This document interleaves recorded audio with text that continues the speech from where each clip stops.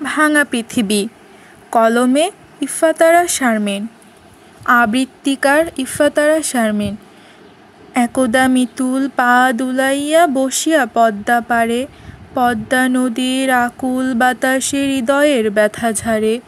গরিব ঘরের গরিব ছেলে, বছর 10 হবে, শিশু প্রাণের চঞ্চলতা গিয়াছে হারায়ে কবে।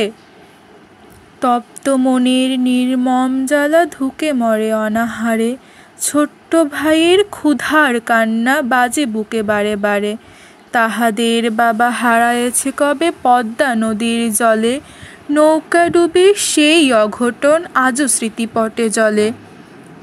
সারাদিন ধরে খেটে খেটে মার চোখগুলো গেছে বসে, দিন শেষে মা 2টি চাল নিয়ে ভাঙা ঘরে ফিরে আসে।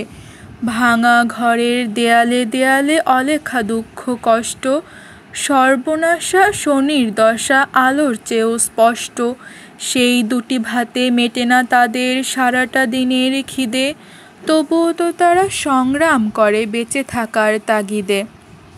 আজ পৃথিবী হয়ে গেছে 2টি ভাগে ভাগ, একদিকে তার হরিণ থাকে, অন্যদিকে বাঘ।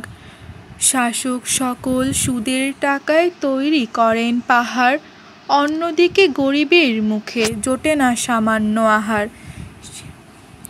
জমিদার বাড়ি আলোকিত থাকে সারা রাত সারা দিন, গরিবের ঘরে প্রদীপ জ্বালাতে জোটে না যে কেরোসিন। সেদিন ছিল ঘোর বৃষ্টি, আকাশে মেঘের দল, পদ্মা নদী হয়ে রাক্ষসী গ্রাস করে অঞ্চল। স্রোতের তোড়ে জ্ঞান হারিয়ে মৃত্যুল তো যায় বেঁচে, না পারে জানতে মা ভাই তার পরপারে চলে গেছে। শান্তভাবেই পদ্মাকে সে শীতল গলায় বলে, সব কেড়ে নিয়ে আজ তুমি মোর সবচেয়ে আপন হলে।